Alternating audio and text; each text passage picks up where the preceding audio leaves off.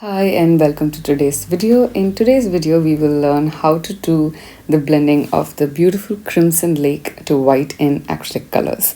So I'm using paints by Camel, and these are my go-to acrylic paints from many years. I think for the last about 15 to 16 years.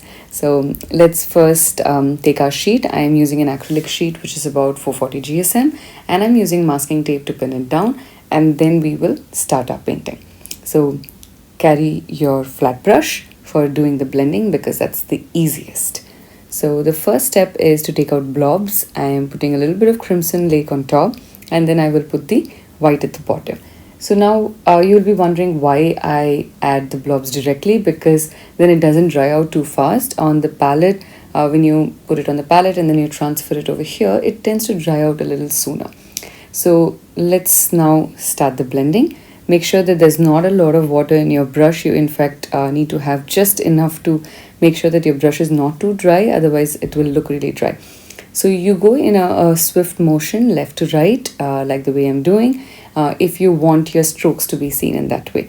And then when I'm coming near the white, I'm just going to pick a little bit of it and then blend towards the top so that the topmost part is the darkest, and then as it goes down, it's got like a beautiful ombre effect. And now when I go down, it will be a little pinkish white. So if you want a complete white at the bottom, then at the final stage, you just wash your brush and then just blend the light pink with the white, and you'll notice that it becomes much whiter. Or just start from the bottom where it's completely white, and then you blend it towards the middle. So there are a lot of ways in which you can try it. I like to have a little bit of pinkish effect when I'm doing blending like this, and I really enjoy the final effect. So I hope today's video has been useful for you to understand how to blend crimson to white. So it's now time to remove the masking tape and see how beautiful this painting looks.